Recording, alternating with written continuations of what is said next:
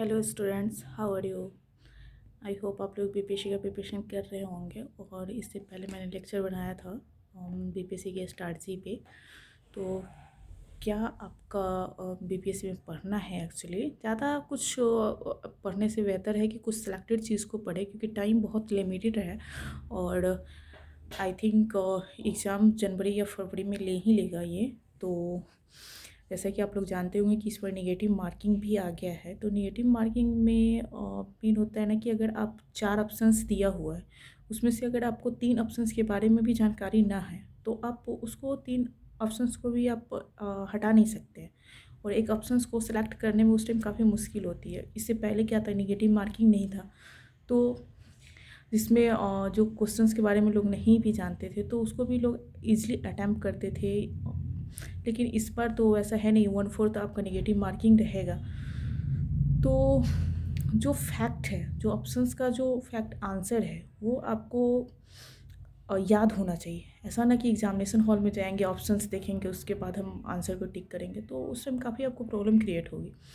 इससे पहले मैंने 67th का भी एग्ज़ाम दिया था, तो उसमें मेरा रिजल्ट है और मैं मेन का इस पर प्रिपरेशन कर रही हूँ। मेरे पास टाइम तो बहुत कम लिमिटेड टाइम है, फिर भी मैं सोच रही हूँ कि आपके लिए जितना भी टाइम है उसमें मैं जो अपना खुद का सेल्फ नोट्स है उसी से मैं कुछ क्लास ले लूँ आपका 30-32 क्लास करंट अफेयर्स पे, तो वो आई थिंक आपके लिए हेल्पफुल रहेगा।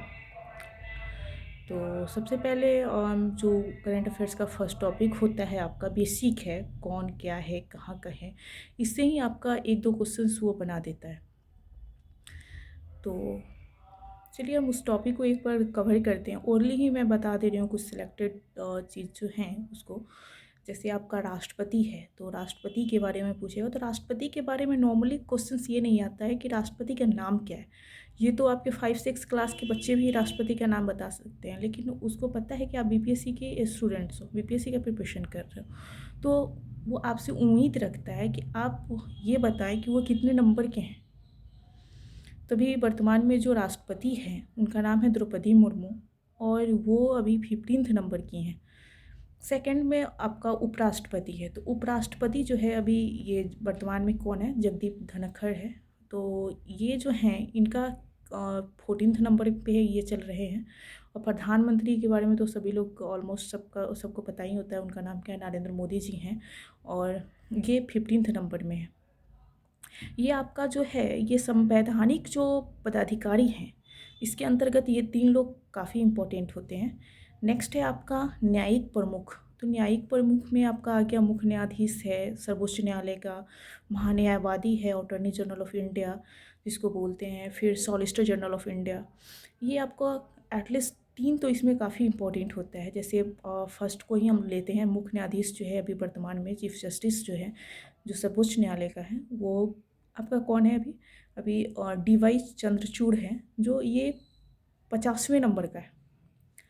और इसके बाद आपका आता है महान्यायवादी, जिसको हम लोग अटॉर्नी जनरल ऑफ इंडिया बोलते हैं। ये अभी आपके हैं आर वेंकट रमनी, जो आपके 16वें नंबर के हैं। फिर सॉलिसिटर जनरल ऑफ इंडिया आता है, ये आपका अभी तुषार मेहता जी हैं।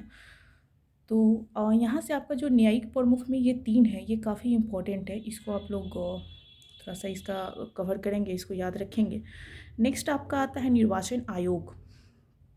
निर्वाचन आयोग में आपका मुख्य चुनाव आयुक्त है, चुनाव आयुक्त है, उप चुनाव आयुक्त है, ये यहाँ से काफ़ी इंपॉर्टेंट होते हैं। तो मुख्य चुनाव आयुक्त में जो है आपका राजीव कुमार है, राजीव कुमार आपका 25वां नंबर के हैं।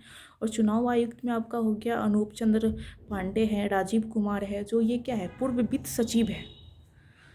तो यहाँ से ये काफ़ी इंपॉर्टेंट हो गया। फिर उपचुनाव आयुक्त है, जिसमें अजय भादु है, RK गुप्ता है, उमेश सिन्हा है, सुदीप जैन है, ये आपके उपचुनाव आयुक्त हुए। तो आपके चुनाव आयुक्त में 2 आ जाते हैं, जो आपने अभी देखा कि अनूप चंद्र पांडे है और राजीव कुमार जी हैं। और उपचुनाव आयुक्त में आपका 4 मेंबर्स होंगे, जिसमें अजय भादु हैं, RK गुप्ता हैं, उमेश सिन्हा हैं और सुदीप जैन है। ठीक है, तो इन लोगों का नाम आप याद रखेंगे। सबसे इम्पोर्टेंट इसमें आपका आता है मुख्य चुनाव आयुक्त। ये राजीव कुमार जो हैं, ये 25वें नंबर के हैं। इसको आप काफ़ी इम्पोर्टेंट समझेंगे और इसको याद रखेंगे। नेक्स्ट आपका आता है नियंत्रक एवं महालेखा परीक्षक।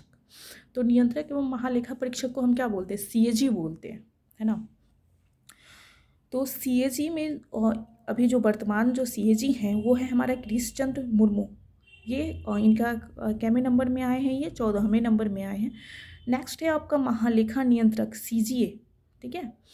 CGA और CAG में अंतर होता है, ऐसा ना कि CGA लिखा हो और हम CAG वाले ऑप्शंस को सिलेक्ट कर ले। तो आपका जो CGA होगा वो आपका है भारती दास, जो ये 27 नंबर के हैं। नेक्स्ट है आपका, जैसे मैं एक चीज़ और बताना चाहूँगी, जैसे कुछ आयोग हैं, कुछ उसके अध्यक्ष होते हैं, सचिव होते हैं, तो वो भी काफ़ी इम्पोर्टेंट होते हैं। जैसे आपने देखा होगा कि नीति आयोग है, तो नीति का आप लोग फुल फॉर्म तो जानते होंगे आई थिंक। तो सबसे पहले तो इसका देख लीजिए कि इसका नीति आयोग का जो प्रधानमंत्री होता है वो प्रधानमंत्री कौन होता है, नीति आयोग का जो अध्यक्ष होता है वो हमारा कौन होता है, प्रधानमंत्री होता है। तो प्रधानमंत्री अभी कौन है, नरेंद्र मोदी जी हैं। तो ये नीति आयोग के अध्यक्ष हो गए। लेकिन बाकी जो हैं, जैसे नीति आयोग के CEO हैं, है ना, तो ये क्वेश्चंस कभी कभी पूछ देता है। तो जैसे 1 बाय 1 करके देख लेते हैं। जैसे नीति आयोग के तो आपके अध्यक्ष जो जिस टाइम पे जो प्रधानमंत्री होगा वो आपका नीति आयोग का अध्यक्ष होगा, ठीक है। तो नीति आयोग का जो अध्यक्ष है अभी वर्तमान में PM नरेंद्र मोदी जी हैं। नेक्स्ट आपका उपाध्यक्ष है, तो नीति आयोग का जो उपाध्यक्ष है अभी सुमन कुमार बेरी हैं। और नेक्स्ट आप इसके CEO को देखेंगे तो CEO नीति आयोग के जो है ये परमेश्वरन अय्यर हैं। और जैसे कुछ सिलेक्टेड जो कमीशंस होते हैं वो भी आपका जो है वो भी काफ़ी इंपॉर्टेंट होता है। जैसे अध्यक्ष संघ लोक सेवा आयोग का UPSC का है, तो ये डॉक्टर मनोज सोनी जी हैं, ठीक है। तो ये काफ़ी इंपॉर्टेंट है यहाँ से। और नेक्स्ट आपका अध्यक्ष जो है 21वें विधि आयोग का, विधि आयोग भी काफ़ी इंपॉर्टेंट है। और इसमें आपका जो है वो बलबीर सिंह चौहान जी हैं। विधि आयोग के अध्यक्ष कौन है, बलबीर सिंह चौहान जी, ठीक है। नेक्स्ट आपका आता है अध्यक्ष जो है राष्ट्रीय महिला आयोग का। महिला आयोग जो है ना वो लेडीज़ वाले जो भी सेक्शंस आते हैं वो काफ़ी इंपॉर्टेंट होते हैं करंट अफेयर्स में स्पेशली। तो आपका अध्यक्ष जो है इस बार राष्ट्रीय महिला आयोग की रेखा शर्मा जी हैं, जो 9वें नंबर की हैं। ये काफ़ी इंपॉर्टेंट है यहाँ से। और कई एक बार एग्जामिनेशंस में आया भी है रेखा शर्मा जी से रिलेटेड। आई थिंक 66 में भी आया था ये क्वेश्चंस। तो आप यहाँ से इस चीज़ को आप कवर करेंगे। रेखा शर्मा जी से रिलेटेड क्वेश्चंस पूछने की चांसेस बनता है क्योंकि महिला हैं और उसमें ये विधि आयोग राष्ट्रीय महिला आयोग के अध्यक्ष हैं, तो क्वेश्चंस ऑलमोस्ट बन सकते हैं इससे। और नेक्स्ट आपका आता है अध्यक्ष राष्ट्रीय पिछड़ा वर्ग आयोग जो है, इसका भगवान लाल सहनी जी हैं, ठीक है। नेक्स्ट हम चर्चा करेंगे वित्त आयोग पे। तो वित्त आयोग का जो अध्यक्ष होता है वो कौन है, अभी वर्तमान में NK सिंह है। नेक्स्ट आपका एक कैटेगरी होता है, जैसे SC/ST कैटेगरी है, तो SC/ST कैटेगरी का आपका अध्यक्ष का नाम काफ़ी इंपॉर्टेंट होता है। जो अध्यक्ष है SC आयोग का जो अध्यक्ष है वो विजय सांपला है। और ST का जो अध्यक्ष है वो अभी वर्तमान में हर्ष चौहान जी हैं, राइट। नेक्स्ट जैसे आप ये भी यहाँ से इम्पोर्टेंट हो जाता है कि वैज्ञानिक एवं अनुसंधान संगठन जो हैं, जैसे आपका ISRO हो गया, है ना, DRDO हो गया, तो इसके कौन अभी वर्तमान में अध्यक्ष है, ये काफ़ी इम्पोर्टेंट है। तो सबसे पहले हम डिस्कस करेंगे कि ISRO के अध्यक्ष कौन है। तो ISRO के भी जो वर्तमान में जो अध्यक्ष है वो है हमारा S सोमनाथन, ठीक है, जो 10वें नंबर के हैं। और इसके जो नेक्स्ट जो है अध्यक्ष है आपका परमाणु ऊर्जा आयोग जो है AEC का, इसका अभी कमलेश नीलकंठ व्यास चल रहे हैं। परमाणु ऊर्जा वाला ज़्यादा इंपॉर्टेंट नहीं है, लेकिन ISRO वाला आप इम्पॉर्टेंट है, इसको याद रखेंगे। नेक्स्ट है आपका अध्यक्ष रक्षा अनुसंधान एवं विकास संगठन, इसी को हम लोग शॉर्ट में DRDO बोलते हैं। और इसका जो अभी वर्तमान में जो अध्यक्ष है वो है Sameer B Kamat, right. Next है आपका महानिदेशक वैज्ञानिक एवं औद्योगिक अनुसंधान परिषद, जिसको CSIR बोलते हैं शॉर्ट में। और इसके जो अध्यक्ष हैं ये आपके हो जाएंगे नल्लाथम्बी इनका नाम है। और नल्लाथम्बी क्लाईसेल्वी इनका फुल नेम है, तो इसको आप याद रखेंगे, ठीक है। नेक्स्ट कुछ बैंक से रिलेटेड जो होते हैं, बैंक से रिलेटेड जो प्रमुख अधिकारी होते हैं उनका कुछ चीज़ें जो है, जैसे गवर्नर है RBI का, ठीक है, SBI का, इस चीज़ को थोड़ा सा आप रिमेंबर रखेंगे। और सारे बैंक का तो ज़रूरी नहीं है, लेकिन RBI और SBI का आपका काफ़ी इंपॉर्टेंट होता है यहाँ से, तो उसको थोड़ा सा आप माइंड में रखेंगे। जैसे केंद्रीय बैंक है तो सेंट्रल बैंक में आपका आ जाता है गवर्नर में भारतीय reserve bank of India, RBI। तो RBI का गवर्नर अभी वर्तमान में कौन है? ये शक्तिकांत दास जी हैं, जो 25वें नंबर के गवर्नर हैं। और उप गवर्नर जो हैं आपका रिजर्व बैंक ऑफ इंडिया का, वो उप गवर्नर आपका 4 उप गवर्नर होते हैं और 1 गवर्नर होते हैं, ठीक है। तो आपने अभी देखा कि गवर्नर जो है उसका नाम शक्तिकांत दास है, जो कि 25वें नंबर के हैं। लेकिन उप गवर्नर में आपका 4 है, जो भी मैंने जस्ट बताया, वो टी रवि कुमार शंकर है एक, दूसरा जो है आपका एम राजेश्वर राव हो जाएंगे, और सेकंड थर्ड जो है वो महेश कुमार जैन है, एंड फोर्थ है आपका माइकल देवव्रत पात्रा। तो इसको हम शॉर्ट में TMMM, मतलब TMMM करके हम लोग रिमेंबर रख सकते हैं इसको, ठीक है। तो आपका उप गवर्नर जो हुआ रिजर्व बैंक ऑफ इंडिया का, वो 4 मेंबर से है, और गवर्नर में 1 मेंबर से, जो 25वें नंबर के, राइट।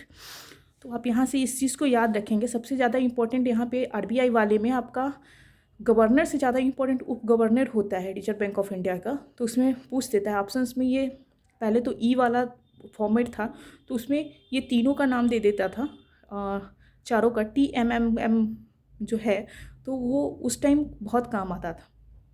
बट इस बार तो ऐसा है नहीं, तो आपका हो सके तो 2 का नाम दे देगा और बोथ करके ऑप्शंस दे दे।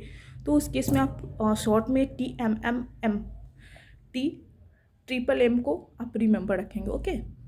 नेक्स्ट आपका जैसे सार्वजनिक बैंक है, उसके प्रमुख MD होते हैं, CEOs होते हैं, ठीक है। तो उसमें मैंने बताया कि SBI आप याद कर लो, ये एनफ है। तो भारतीय स्टेट बैंक का जो अध्यक्ष है अभी वर्तमान में कौन है? दिनेश कुमार खाड़ा है, राइट। नेक्स्ट है आपका भारतीय स्टेट बैंक CFO। तो इसके अभी जो अध्यक्ष हैं CFO हैं, वो कौन है? हमारे चरणजीत सिंह अत्रा, राइट। और एक लास्ट आप इसको रिमेंबर रख लो, भारतीय स्टेट बैंक का जो MD है ये स्वामीनाथन है, स्वामीनाथन जानकी रमन, राइट।